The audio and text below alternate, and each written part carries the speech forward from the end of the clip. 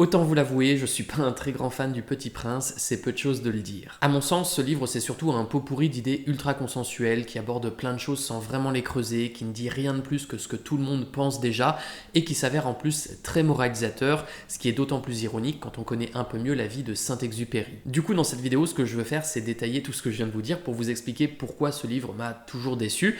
Cependant, avant de commencer, petit disclaimer, comprenez que mon but, c'est pas de vous convaincre que Le Petit Prince est un mauvais livre. En vérité, je me fiche royalement de convaincre qui que ce soit, surtout avec une critique. Si vous aimez Le Petit Prince, grand bien vous fasse.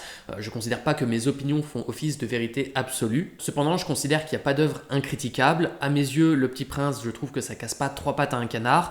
Et ce qui m'intéresse, c'est juste de vous partager un point de vue différent de ce qu'on dit toujours sur ce livre. Parce que justement, je trouve que Le Petit Prince, c'est un livre qu'on enseigne beaucoup, mais qu'on questionne beaucoup plus rarement. Pour ceux qui ont suivi aussi, j'avais déjà publié une vidéo critique sur Le Petit Prince il n'y a pas longtemps, mais en lisant les commentaires, j'ai fini par me rendre compte qu'il y avait un truc que j'avais négligé dans cette vidéo. C'est que comme Le Petit Prince est un livre symbolique, et on peut l'interpréter de différentes façons, et donc quand on le critique, on critique pas seulement le livre, on critique une interprétation qu'on en fait. Ça, c'est un truc que j'avais pas pris en compte dans ma précédente vidéo, et du coup, à chaque fois que je faisais une critique sur un aspect très précis du livre, en plus, je voulais vraiment que ma vidéo colle le plus possible au texte, il y avait quelqu'un de pas content pour me dire dans les commentaires « Oui mais non, mais c'est pas ce que Saint-Exupéry a voulu dire, ici c'est pas ce qu'il faut comprendre, etc. » Bon, je vous préviens, peu importe la lecture que je fais du Petit Prince, pour moi le livre est toujours décevant, cependant je vais quand même construire ma vidéo différemment. Ici je vais un peu plus m'intéresser aux différentes exégèses qu'on peut faire du Petit Prince, et je vais aussi contextualiser l'œuvre, ce qui me permettra d'expliquer au passage pourquoi je trouve que Saint-Exupéry se moque un petit peu du monde par certains aspects. Donc bref, là où ma première vidéo était plus centrée sur le texte du Petit Prince, ici ce que je veux c'est prendre un petit peu de distance et m'intéresser davantage aux idées qui sont véhiculées, à ces représentations et au rapport entre le texte et l'auteur. Bon alors, pour commencer, un peu de contexte sur la genèse du Petit Prince et la situation dans laquelle se trouve Saint-Exupéry lorsqu'il l'écrit. Le Petit Prince, c'est un livre que Saint-Exupéry compose en 1942 alors qu'il est en exil à New York et qui paraît pour la première fois l'année suivante, le 6 avril 1943, chez son éditeur américain Reynal & Hitchcock, qui le publie simultanément en français et en anglais pour les États-Unis. En France, il faudra attendre un peu plus de temps pour la publication puisqu'on est quand même en pleine Seconde Guerre mondiale, donc le livre ne paraît que 3 ans plus tard, en avril 1946, aux éditions Gallimard. Ce qu'on peut préciser aussi, c'est que Le Petit Prince, c'est le dernier livre que publie Saint-Exupéry de son vivant, puisqu'il disparaîtra malheureusement le 31 juillet 1944 au large des côtes de Marseille, tandis qu'il effectuait une mission de cartographie à bord d'un avion dont il était le seul occupant. Pour ceux qui ne sauraient pas, Saint-Exupéry était un aviateur, l'aviation c'était une grande passion pour lui, il apprend à piloter pendant son service militaire en 1921. Par la suite, il devient pilote pour une compagnie aéropostale. Après ça, dans les années 30, il se reconvertit en journaliste et pendant la Seconde Guerre mondiale, il réalise plusieurs missions militaires en tant qu'aviateur, le plus souvent des missions de repérage ou d'observation, mais qui n'en sont pas moins très dangereuses. En parallèle de ça, il publie également quelques ouvrages et il accède très vite à une certaine reconnaissance littéraire. Il publie un premier court récit, L'Aviateur, en 1926, puis son premier roman Courrier Sud en 1929, et en 1931, il obtient le prix Femina pour son second roman, Vol de nuit, puis le Grand Prix du roman de l'Académie française en 1939 pour son roman Terre des hommes. Donc au début des années 40, Saint-Exupéry, c'est un auteur vraiment reconnu pour ses qualités littéraires. Néanmoins, en 1942, il publie son 5e livre, Pilote de guerre, qui, au contraire de ses précédents romans, reçoit un accueil très mitigé, en grande partie pour des raisons politiques. En fait, on est en pleine Seconde Guerre mondiale et Saint-Exupéry veut apporter dans ce livre une réflexion nuancée sur la défaite française de 1940. Il aimerait aussi réconcilier cette France divisée entre le régime de Vichy et les résistants, mais il réussit surtout l'exploit de mécontenter tout le monde. Le régime de Vichy fait censurer le livre parce qu'il contredit sa propagande officielle sur la défaite de 1940 et que Saint-Exupéry est évidemment contre les nazis, mais De Gaulle est lui-même très agacé par l'ouvrage, notamment parce que l'attitude nuancée et indépendante de Saint-Exupéry est très éloignée du discours militant des résistants. En fait, Saint-Exupéry défend une vision, on va dire, fataliste de la défaite de 1940, la France a perdu, c'est bien dommage, l'armistice n'était sans doute pas souhaitable, mais c'est un moindre mal, tandis que pour De Gaulle, l'armistice c'est un crime, c'est une honte, et il faut s'engager sans plus tarder pour continuer la lutte contre les nazis. Bref, Saint-Exupéry et De Gaulle, ce sont deux visions très différentes de la façon dont il convient de mener le combat contre l'Allemagne, et surtout deux visions irréconciliables. Bon, précisons surtout que au-delà du livre que Saint-Exupéry publie, Saint-Exupéry et De Gaulle ne s'appréciaient de toute façon pas du tout. Vers 1942-1943, Saint-Exupéry qualifie qualifie même De Gaulle de candidat dictateur, il appelle le gaullisme un fascisme sans doctrine. Bref, il était très critique envers lui et son action. Et évidemment, comme Saint-Exupéry n'hésitait pas à critiquer De Gaulle en pleine Seconde Guerre mondiale, vous comprenez pourquoi De Gaulle en retour ne l'aimait pas non plus, et pourquoi il fera interdire pilote de guerre en Algérie en 1943.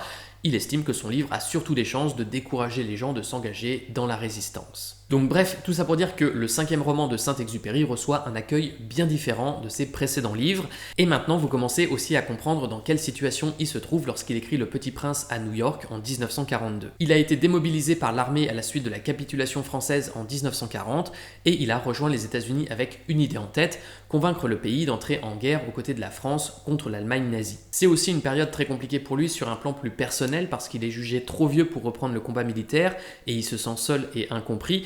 Et pour cause, il est contre le régime de Vichy, contre les nazis, il veut continuer le combat, mais d'un autre côté, il ne rejoint pas la résistance aux côtés de De Gaulle pour des raisons idéologiques. Donc oui, Saint-Exupéry sur ce plan est assez seul et incompris, parce qu'en fait, il n'y a que 2 camps entre lesquels il peut choisir, mais il n'en rejoint aucun. Ensuite, à côté de tout ça, pour en revenir plus précisément à la jeunesse du Petit Prince, Saint-Exupéry vit sa vie à New York, et en fait, ça fait quelques années que lorsqu'il s'ennuie à table au restaurant ou lorsqu'il envoie une lettre à un ami, il dessine de temps en temps un petit personnage qui ressemble à ce que deviendra le Petit Prince. Bon, au début par contre, apparemment le personnage a des ailes et il n'est pas encore blond. Quoi qu'il en soit, son éditeur américain, Eugène Reynal, finit par tomber sur ses dessins et lui dit en 1942 qu'il devrait écrire un conte et que s'il le fait, il le publiera cette année-là à Noël. L'idée germe très vite, Saint-Exupéry s'exécute. Dès le printemps 1942, il commence à écrire l'histoire du Petit Prince et à peindre les aquarelles qui illustrent son récit. Il va passer à peu près 5 mois sur la composition du livre, il le termine à l'automne 1942, donc c'est un peu tard pour une publication à Noël. Du coup, le livre paraîtra pour la première fois, comme on l'a déjà dit, le 6 avril 1943, à la fois en anglais et en français, sur le sol états-unien. Pour l'anecdote, Saint-Exupéry s'occupe de l'écriture et des illustrations pendant son temps libre, surtout la nuit. Il va beaucoup retravailler le récit pour qu'il corresponde vraiment à ce qu'il veut faire. Et il va être tout aussi perfectionniste sur les aquarelles dans la mesure où il en refait certaines plusieurs fois et qu'au final, avec Le Petit Prince, ce sur quoi il aura passé le plus de temps, c'est pas sur l'écriture mais c'est sur les illustrations. D'ailleurs, il va mettre un certain temps avant de trouver le design final du Petit Prince qui va beaucoup simplifier au cours de son processus de création. Et il fait très attention aussi à ce que les dessins apparaissent exactement là où il le veut dans le livre. Donc il donne des consignes très précises pour la mise en page. Encore une fois, il est très perfectionniste. Et donc le résultat de tout ça, ça nous donne Le Petit Prince, un livre au succès incommensurable puisqu'il est traduit dans plus de 600 langues apparemment. Alors dans ma précédente vidéo, j'avais annoncé 400, mais en fait je suis tombé sur une source encore plus récente là qui en annonce carrément 600. On dit aussi que c'est un des livres les plus traduits après la Bible et qui s'en serait vendu 200 millions d'exemplaires à travers le monde, rien que ça. Donc bref, on est sur un peu plus qu'un simple best-seller. Cependant, comme je l'ai dit, malgré son succès indéniable, c'est un livre dans lequel il y a plusieurs choses qui me déplaisent et c'est ce dont on va parler à partir de maintenant. Enfin, maintenant ou presque, parce que avant d'aborder ce que j'aime pas dans Le Petit Prince, je crois qu'il y a quand même une question importante à laquelle il faut répondre afin d'orienter la façon dont on va considérer le récit. Et cette question, c'est à qui s'adresse vraiment Le Petit Prince ? En fait, est-ce que c'est un livre pour les enfants ou pour les adultes ? Et à mon sens, la meilleure réponse qu'on peut apporter à ça, c'est en fait cette phrase très connue qui présente Le Petit Prince comme un conte pour enfants à destination des adultes. J'aime bien cette phrase parce qu'elle suppose une chose qui en réalité coule de source avec ce livre, c'est que Le Petit Prince est un conte qui propose différents niveaux de lecture. Le livre est écrit pour être accessible par des enfants, mais à mesure qu'on grandit, quand on lit Le Petit Prince, on en comprend un peu plus le symbolisme et on se rend compte que c'est un livre qui partage une philosophie des enseignements. Et ça, je trouve que c'est vraiment bien dommage parce que ce qui me déplaît peut-être le plus dans Le Petit Prince, ce sont justement les idées qu'il véhicule. Bon alors, dans Le Petit Prince, Saint-Exupéry parle de beaucoup de choses, mais pour commencer, pour prendre un exemple, surtout pour creuser un aspect du livre, s'il y a bien un thème où tout ce qu'il écrit me déçoit très profondément, c'est quand il parle d'amour, de relations amoureuses. Il y a un personnage qui est central dans Le Petit Prince à ce titre, c'est la Rose qu'on peut voir comme une personnification de l'amour, ou plus précisément de la femme dans un couple hétérosexuel. Et donc, pour rappeler ce qui se passe entre la Rose et le Petit Prince, le Petit Prince vit sur sa planète, sur laquelle un jour pousse une rose dont il tombe amoureux et dont il prend le plus grand soin, même si elle est très coquette, très orgueilleuse et très capricieuse. Cependant, au bout d'un moment, ses défauts, à savoir sa vanité, ses caprices, etc., finissent par faire éclater sa relation avec le Petit Prince et celui-ci décide de la quitter et de partir faire le voyage qui est raconté dans le livre. Au fil de ses aventures, il en apprend un peu plus sur les relations humaines, il fait des rencontres, etc. Mais surtout, à un moment, il découvre sur Terre qu'il existe d'autres fleurs et qu'elles sont toutes semblables à sa rose à lui, et donc il se dit que sa fleur lui a menti parce qu'elle lui a toujours répété qu'elle était unique, et le petit prince constate que c'est pas le cas. Seulement, un peu plus tard, il rencontre cette fois un renard qui lui fait comprendre que ce qui rend sa rose unique et différente de toutes les autres, c'est en fait le temps qu'il a passé avec elle à construire une relation. Donc en gros, il existe des milliers de femmes, mais ce qui rend une femme unique pour un homme, c'est la somme de tout ce qu'il a vécu avec elle. Et en soi, j'avoue, j'aime bien l'idée, je trouve que c'est poétique. Bon, par contre, si je chipote un peu, j'aime un peu moins la façon dont Saint-Exupéry en parle, puisque quand je regarde le texte, il écrit pour faire passer cette idée, c'est le temps que tu as perdu pour ta rose qui fait ta rose si importante. Donc pour Saint-Exupéry, le temps qu'on met dans une relation, c'est du temps de perdu. Bon, je taquine, les défenseurs du Petit Prince me diront que je fais là une lecture trop littérale. Pourquoi pas, mais ce que je répondrai quand même, c'est que Saint-Exupéry aurait pu écrire « c'est le temps que tu as passé avec ta rose qui fait ta rose si importante ». Poétiquement, c'est juste beaucoup plus joli et aussi beaucoup plus élégant pour sa femme. Parce que ce qu'il faut bien dire, c'est que les personnages du Petit Prince et de la Rose représentent aussi respectivement Saint-Exupéry lui-même et sa femme. Pour donner du contexte, Saint-Exupéry s'est marié en 1931 à une artiste salvadorienne du nom de Consuelo. Seulement, très vite, ils vont avoir une relation assez conflictuelle. Grosso modo, on va dire que Consuelo avait besoin que Saint-Exupéry lui accorde beaucoup d'attention, et c'est loin d'être ce qu'elle obtient, en partie parce qu'il est aviateur et donc qu'il est souvent absent. Alors vous pourriez vous dire, oui, bah c'est bien normal, elle a épousé un aviateur, elle savait à quoi s'attendre, mais en vérité, c'est pas seulement ça le problème. Le truc, c'est que Saint-Exupéry va vers elle à chaque fois qu'il doit combler ses propres besoins affectifs, mais le reste du temps, il a plutôt tendance à la négliger, à l'oublier. Donc elle, bah évidemment, elle se retrouve à être capricieuse, jalouse, à lui faire plein de reproches, à lui dire qu'il n'est pas assez présent, qu'il lui écrit pas assez, etc. Et évidemment, très régulièrement, à cause de ça, il y a de l'orage dans le couple. C'est ce dont Saint-Exupéry parle dans Le Petit Prince. La Rose, il a jamais fait aucun mystère là-dessus, c'est bien une représentation de Consuelo. Comme sa femme, elle est d'une nature orgueilleuse, capricieuse, jalouse, coquette. Comme sa femme, elle tout saute. Bref, vraiment, ça fait aucun mystère que la Rose est un personnage qui lui permet de représenter Consuelo et son couple. Et d'ailleurs, c'est quelque chose qui apparaît aussi dans de nombreuses exégèses où on peut lire que dans Le Petit Prince, Saint-Exupéry transmet un très beau message dans la mesure où même si le Petit Prince et la Rose ont une relation conflictuelle comme lui, la Rose et le Petit Prince s'aiment finalement d'un amour réciproque et Saint-Exupéry enseigne que l'amour doit surmonter les petits tracas du quotidien, etc. Bon, c'est mignon, mais c'est selon moi une interprétation très gentillette de l'histoire et qui ferme vraiment les yeux sur la responsabilité de Saint-Exupéry dans tous ses problèmes de couple. D'abord, une chose que je veux souligner, c'est que quand on lit Le Petit Prince, ce dont on s'aperçoit, c'est que si la relation entre la fleur et le Petit Prince bat de l'aile, c'est uniquement à cause de la fleur. La fleur, elle est vaniteuse, elle est capricieuse, elle a un fichu caractère, alors qu'en face, le Petit Prince, il est tout gentil, tout sage, tout vertueux. C'est bien simple, c'est un ange qui n'a rien à se reprocher. Pire, la fleur manipule même le Petit Prince parce qu'elle est jolie, parce qu'elle sent bon, on nous dit qu'elle l'embaume, et le Petit Prince, impuissant, devient implicitement la victime de ses charmes et il est bien gentil de s'occuper d'elle. Et ça, je trouve que c'est très sournois de la part de Saint-Exupéry dans un récit aussi symbolique de représenter sa femme comme ça, comme une sirène qui le manipule contre lui-même, envers laquelle il est impuissant et qu'il est bien gentil d'aimer malgré tous ses défauts. Pourquoi je dis que c'est sournois ? Eh bien parce que si Consuelo était aussi tempétueuse avec Saint-Exupéry, c'est aussi parce que lui, de son côté, comme je l'ai dit, il allait vers elle uniquement quand ça le chantait pour combler ses propres besoins et surtout il la trompait régulièrement. C'était un coureur de jupons, il a eu plusieurs maîtresses au cours de sa vie, il savait que ses adultères faisaient souffrir Consuelo et pourtant il ne s'est jamais arrêté de courir après d'autres femmes.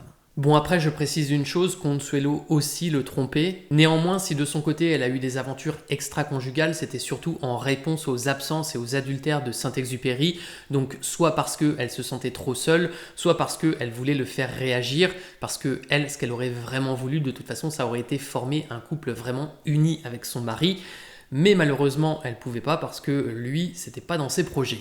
Je précise aussi, mais Saint-Exupéry parfois pouvait quitter Consuelo pendant 1 an, donc vraiment quand il la laissait seule, ça pouvait durer longtemps. Et ce que je peux encore ajouter pour donner une idée de ce à quoi pouvait ressembler leur vie conjugale, c'est que Saint-Exupéry avait dans la vie une attitude très limite envers Consuelo. Ça lui arrivait d'être très dur, très cruel envers elle. Dans certaines lettres, il pouvait lui parler parfois de façon très méprisante. Ça lui arrivait aussi de se moquer d'elle ou de la traiter de façon condescendante. Il n'hésitait pas non plus à minimiser ses talents artistiques, ce qui pouvait la marginaliser, ce qui faisait qu'elle avait du mal à prendre confiance en elle. Et en plus, je précise, mais elle était rejetée par une bonne partie de la famille de Saint-Exupéry parce qu'elle avait des origines sud-américaines et qu'elle avait déjà été mariée avant son mariage avec Saint-Exupéry.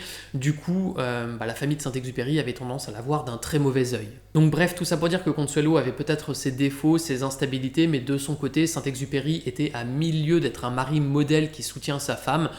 Au contraire, non seulement il ne la soutenait jamais dans ses projets, et ça d'ailleurs c'est d'autant plus ironique quand on sait qu'à l'inverse, Consuelo, comme c'était une personnalité assez extravagante et très sociable, elle avait un bon réseau artistique et littéraire, et ça lui est arrivé plus d'une fois de mettre Saint-Exupéry en contact avec certaines de ses relations pour l'aider dans sa carrière d'écrivain. Donc bref, tout ça pour dire que Saint-Exupéry est très loin d'être la figure angélique qu'on s'imagine souvent quand on se contente de lire Le Petit Prince pour se faire une idée de lui, et surtout je le trouve malhonnête et hypocrite d'utiliser sa vie personnelle pour donner des leçons de morale sur l'amour quand on sait quels étaient ses vrais rapports avec Consuelo. Et en plus, à un moment, il écrit quand même dans Le Petit Prince: ce qui m'émeut si fort de ce petit prince endormi, c'est sa fidélité pour une fleur, c'est l'image d'une rose qui rayonne en lui comme la flamme d'une lampe, même quand il dort. Il ose quand même écrire que le petit prince est admirable de fidélité envers sa rose, alors qu'en même temps il s'identifie à lui et que c'est le premier à tromper sa femme. Enfin franchement, je suis désolé, mais soit il est malhonnête, soit il idéalise sa romance avec Consuelo dans le sens qu'il arrange, mais à aucun moment je peux me dire ici que je suis face à un auteur lucide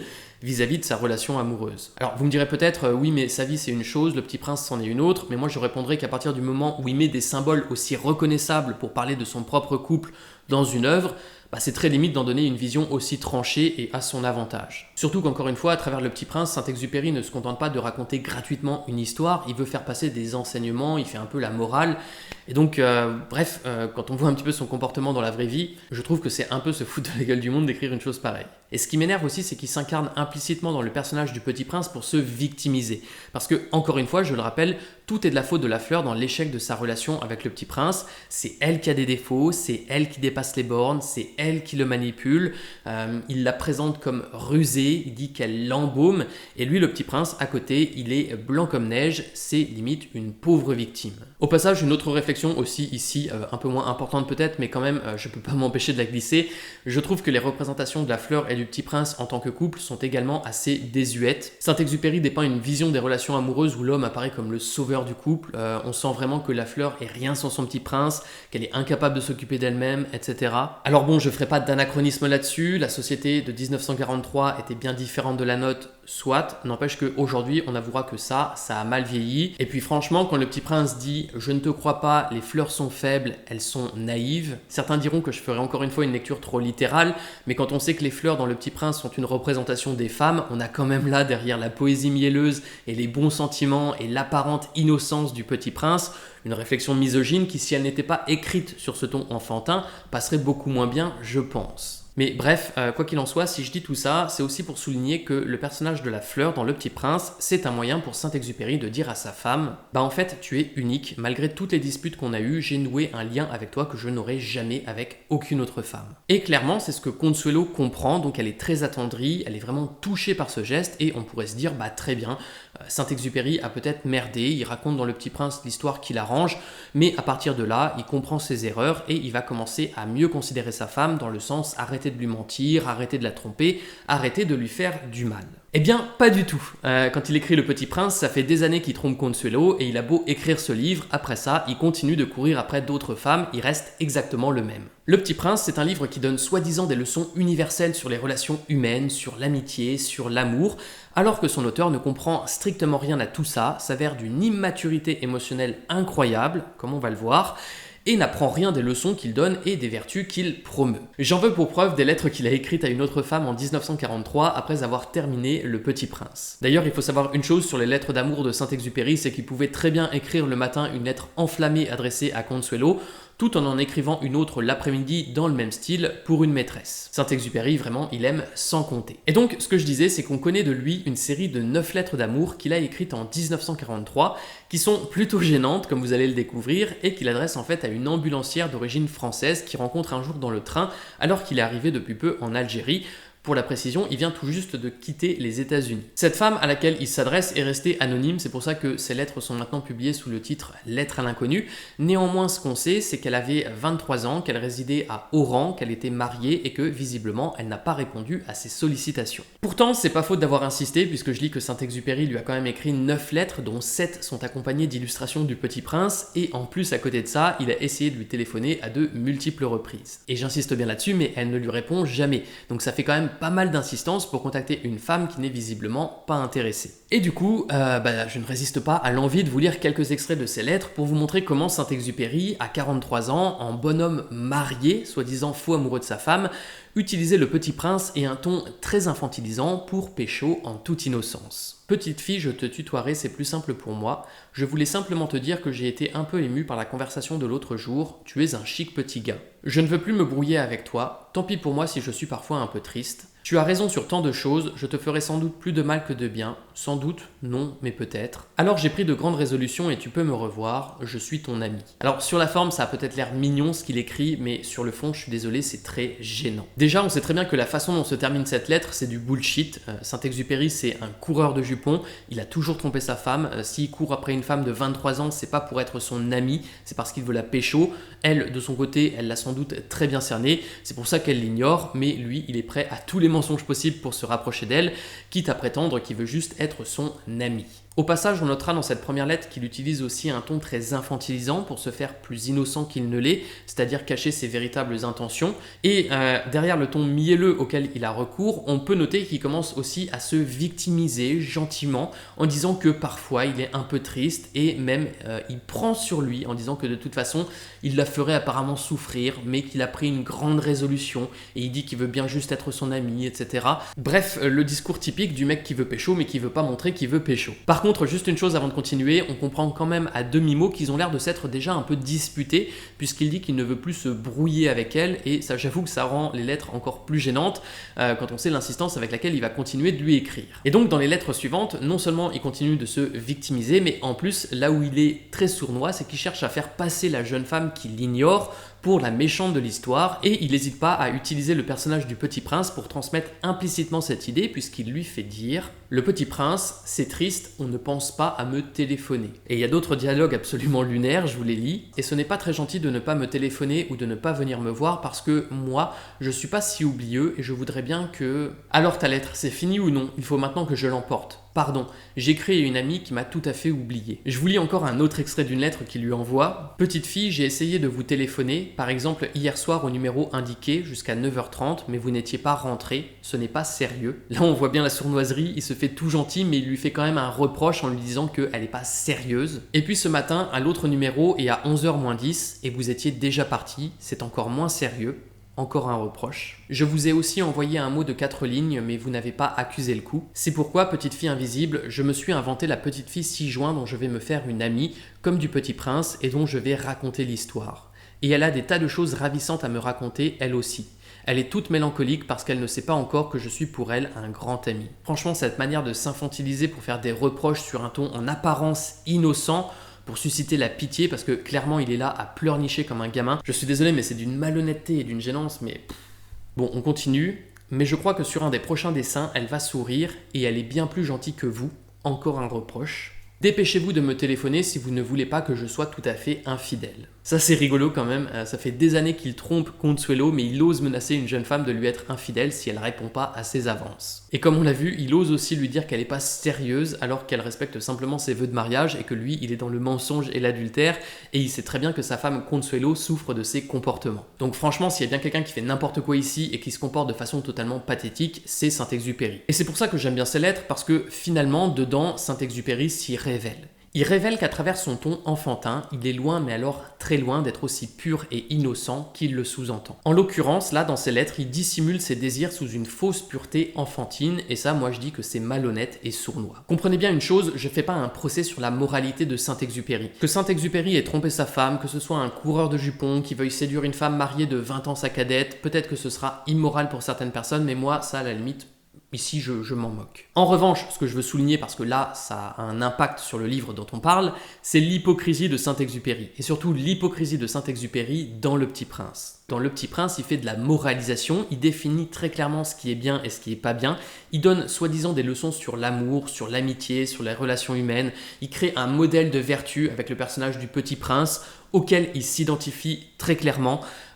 Il sous-entend aussi que les adultes doivent retrouver leur âme d'enfant pour regagner en pureté. Mais chez lui, comment ça se traduit? Par un comportement totalement immature et irrespectueux envers la femme qu'il prétend aimer et qu'il endort continuellement avec des jolis mots d'amour. Bref, Saint-Exupéry, sur le plan affectif, c'est beaucoup de belles paroles, mais pas de suite dans les idées. Voltaire se moquait de Rousseau qui donnait plein de leçons sur l'éducation alors qu'il avait abandonné ses enfants. Pour Saint-Exupéry avec Le Petit Prince, je trouve qu'on est un peu dans le même ordre d'idées. Alors je dis pas qu'un auteur doit forcément prêcher d'exemple vis-à-vis de ses idées, notamment lorsqu'il a l'humilité de reconnaître qu'il a lui-même du mal à appliquer ses propres principes, parce qu'il y en a qui peuvent être difficiles à appliquer justement, mais il y a quand même un monde entre promouvoir une soi-disant jolie morale dans un livre et se comporter n'importe comment dans la vie. D'autant qu'en plus, s'il y a bien un truc qui me dérange avec Saint-Exupéry et son Petit Prince, c'est qu'il me donne aussi cette impression d'avoir fait un formidable hors-sujet. Pourquoi je dis ça? Parce qu'il donne des leçons sur l'amour, il écrit qu'on ne voit bien qu'avec le cœur, il fait comprendre à Consuelo qu'elle est unique et particulière, etc.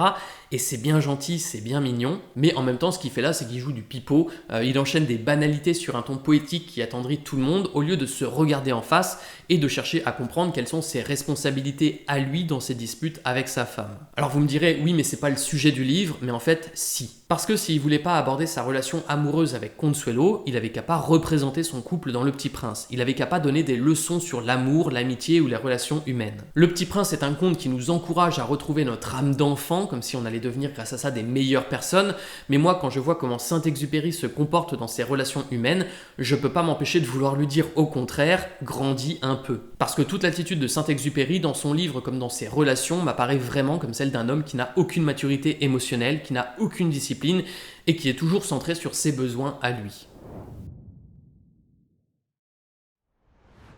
Bon, sur ce, maintenant dans cette partie, je vais faire, je pense, un pot pourri de plein de choses qui me déplaisent encore dans Le Petit Prince. Et pour commencer, il y a un truc dont j'ai déjà parlé mais que je veux détailler ici, c'est le fait que Le Petit Prince est un livre extrêmement moralisateur, mais en plus, je considère qu'il est sournois dans sa façon de moraliser. Concrètement, la moralisation, c'est quand on définit très clairement ce qui est bien et ce qui est mal, et qu'on cherche à imposer sa vision du bien et du mal aux autres, souvent de façon culpabilisante, on s'en sert pour porter un jugement. Et donc si je dis que Le Petit Prince est moralisateur, c'est d'abord parce qu'il fait une distinction très nette, très binaire, sans demi-mesure entre ce qui est bien et ce qui est mal. Dans Le Petit Prince, ce qui est bien, ce qui est prôné, c'est le monde des enfants, présenté comme pur, innocent, porté sur l'imagination, la créativité, la bonté du cœur ou encore la profondeur des sentiments. A l'inverse, le monde adulte est dépeint comme froid, idiot, superficiel, absurde, et les adultes sont associés à une multitude de travers comme la vanité, le pouvoir, l'argent, etc. Comme si des enfants ne pouvaient pas avoir ces défauts. Quoi qu'il en soit, toutes les représentations que dépeint Saint-Exupéry dans Le Petit Prince, déjà ce qu'on peut dire là-dessus, c'est qu'elles reposent juste sur une morale chrétienne vieille de 2000 ans, critiquer l'enrichissement, le matérialisme, la recherche de pouvoir, la vanité, etc. Présenter les enfants comme des êtres purs et innocent, dire qu'il faut revenir à des choses essentielles comme les relations humaines, c'est grosso modo ce que dit la Bible depuis longtemps. Donc bref, dans Le Petit Prince, sur le plan philosophique, Saint-Exupéry n'apporte rien de neuf. Je suis désolé, mais critiquer la vanité, le pouvoir, l'argent, en soi, c'est juste le truc le plus banal du monde, c'est très facile, et c'est aussi pour ça que Le Petit Prince ne m'a jamais rien appris. Il se contente de répéter ce que la morale commune dans la société occidentale nous enseigne depuis la nuit des temps.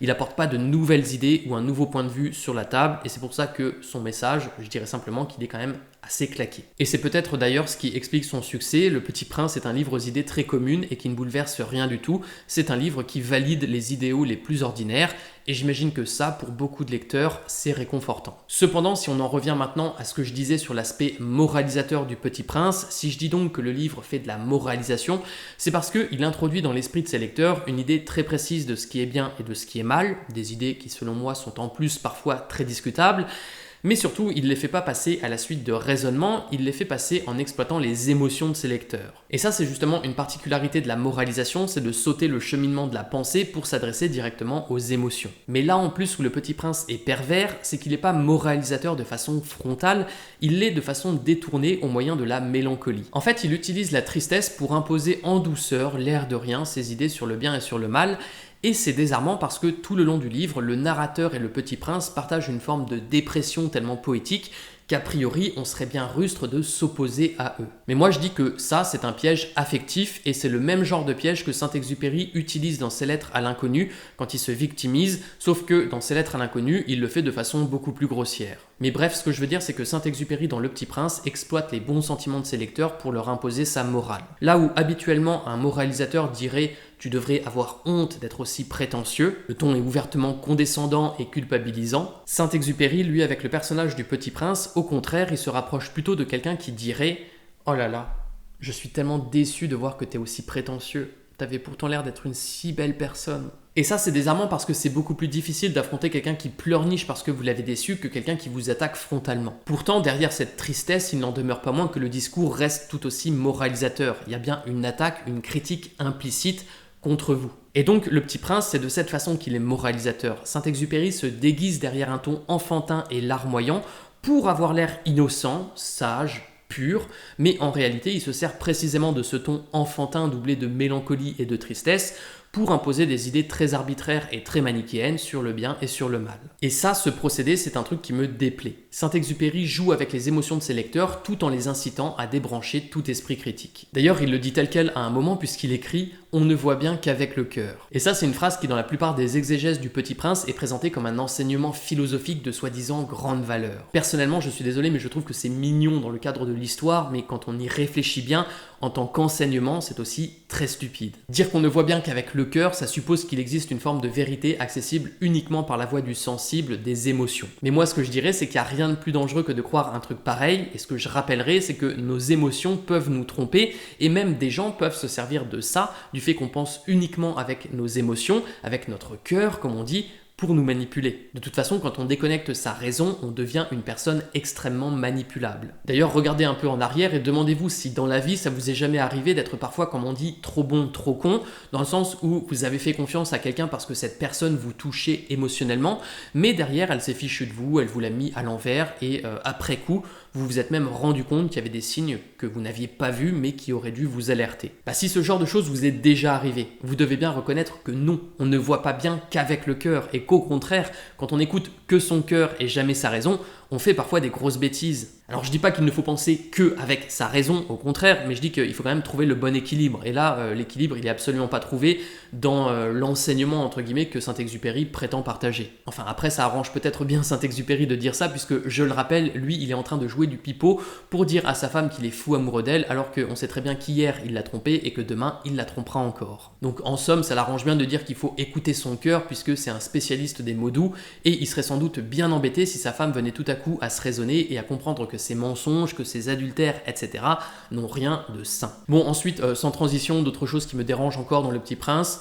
On en a déjà parlé, mais dans ce livre, les enfants sont tout mignons et les adultes sont tout méchants. C'est une vision des choses largement idéalisée, largement stéréotypée, qui ne correspond en rien au réel. Et d'ailleurs, là où ça me dérange le plus, c'est que Saint-Exupéry suggère implicitement qu'on devient mauvais en grandissant et qu'il faut forcément retrouver son âme d'enfant pour renouer avec des bonnes valeurs. Je trouve cette vision des choses très réductrice. Après, je comprends que c'est le parti pris du livre de délivrer ce message, mais il convient aussi de le dépasser. Ce que je veux donc rappeler, c'est qu'un enfant n'est pas nécessairement pur, surtout au sens où l'entend Saint-Exupéry, et grandir n'est pas nécessairement signe de corruption. Par exemple, un enfant pourrait très bien s'avérer égoïste, matérialiste, vaniteux, etc.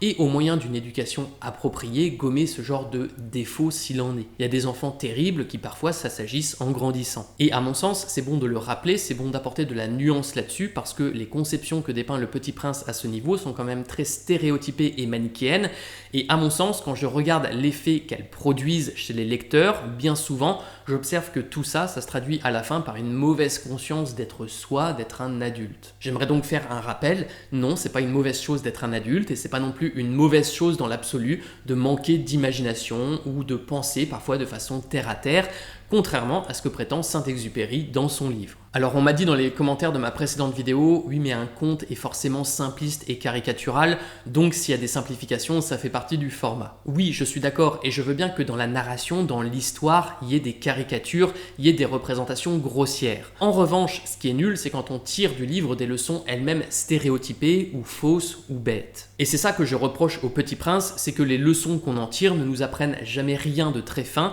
et s'avèrent souvent soit banales, banales, soit idiotes. Par exemple, la phrase « l'essentiel est invisible pour les yeux » pour dire que les choses importantes de la vie, comme l'amour, l'amitié, la confiance, etc., sont par nature immatérielles et doivent être comprises avec le cœur, c'est quand même une leçon d'une banalité affligeante. Et quand Saint-Exupéry ne balance pas des évidences, les leçons qu'il donne sont largement discutables. Par exemple, le fameux « tu deviens responsable pour toujours de ce que tu as apprivoisé », je suis pas du tout d'accord. Ça suppose que l'amitié ou l'amour sont des concepts forcément éternels alors que c'est pas le cas. En l'occurrence, quand on a été en couple et qu'on se sépare, c'est justement parce que souvent on ne veut plus avoir aucun lien de responsabilité avec la personne avec laquelle on a été. La rupture revient à rompre ce contrat de responsabilité mutuelle. Et d'ailleurs dans Le Petit Prince, ce qui me dérange aussi, c'est qu'en principe, lui et la fleur s'étaient dit adieu, ils étaient censés s'être quittés, ne plus jamais se revoir, donc à partir de là, c'est juste stupide de partager l'idée qu'il faut se sentir responsable de quelqu'un qu'on a quitté.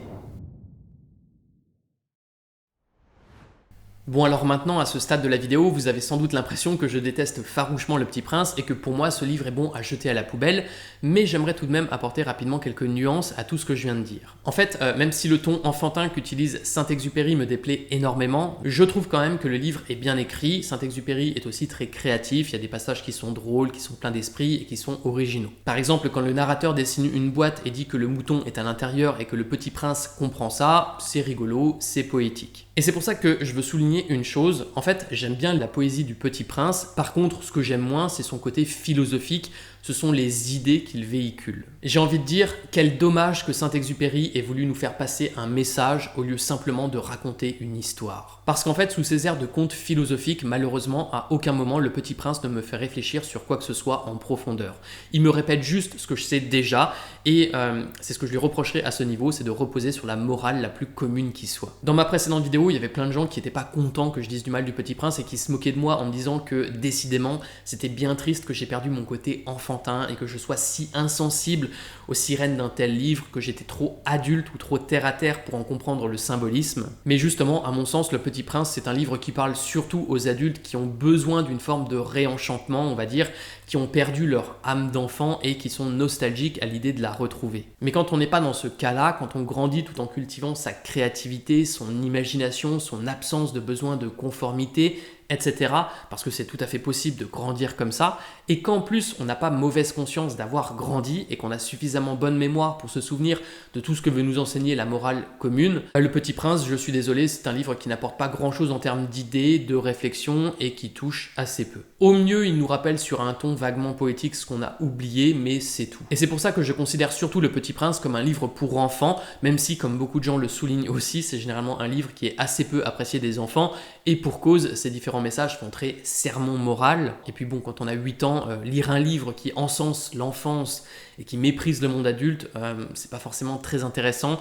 Justement, à cet âge-là, on connaît les enfants, beaucoup moins les adultes, et la curiosité nous pousse à vouloir grandir pour explorer, pour découvrir encore plus le monde. Enfin bref, si je dis que Le Petit Prince me fait l'effet d'un livre pour enfants, c'est parce que sur le plan des idées, on reste sur des conceptions très basiques, ça va pas chercher très loin, et le livre valide plus nos idées qu'il ne les bouleverse. Et d'ailleurs, ça s'explique aussi à mon sens par le fait que Saint-Exupéry parle de beaucoup de choses dans Le Petit Prince, mais sans jamais vraiment les creuser, sans jamais les nuancer, ce qui fait du conte un pot pourri d'idées ultra consensuelles, comme je l'avais dit dans l'introduction. Et puis aussi, une chose dont je veux parler, c'est que comme le récit est très symbolique, on se retrouve avec des tonnes d'exégèses possibles, et là où certaines personnes trouvent ça génial de pouvoir multiplier les interprétations à l'infini, moi je peux pas m'empêcher de me dire qu'au bout d'un moment, quand chacun peut voir tout ce qu'il veut dans une œuvre, c'est peut-être aussi que l'œuvre ne dit pas grand-chose. En plus, souvent quand je dis des exégèses assez originales sur Le Petit Prince, je peux pas non plus m'empêcher de penser que la profondeur des réflexions vient plus de l'imagination des lecteurs que du récit lui-même. Comme disait Pascal, que j'ai déjà cité maintes fois sur cette chaîne, ce n'est pas dans Montaigne, mais dans moi que je trouve tout ce que j'y vois. Et moi, ce que je vois dans Le Petit Prince, c'est certes un livre bien écrit avec quelques scènes amusantes et créatives, mais aussi une histoire pas spécialement intéressante,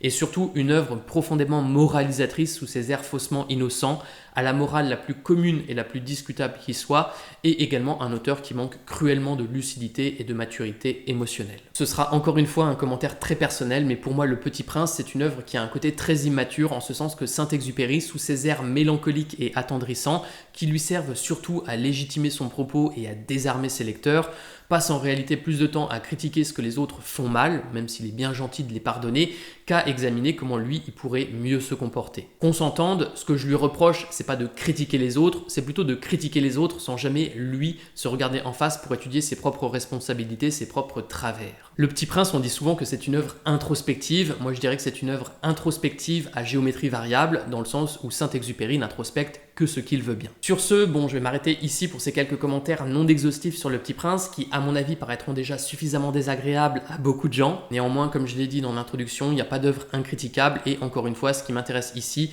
c'est pas de vous dire que j'ai raison, que mon point de vue sur Le Petit Prince est supérieur au vôtre. Mon but, c'est juste de partager un point de vue différent et qu'on entend souvent assez peu au sujet de ce livre. Pour terminer, comme d'habitude, si cette vidéo vous a plu, pensez à la liker, à vous abonner, à activer la cloche, et moi je vous dis à bientôt.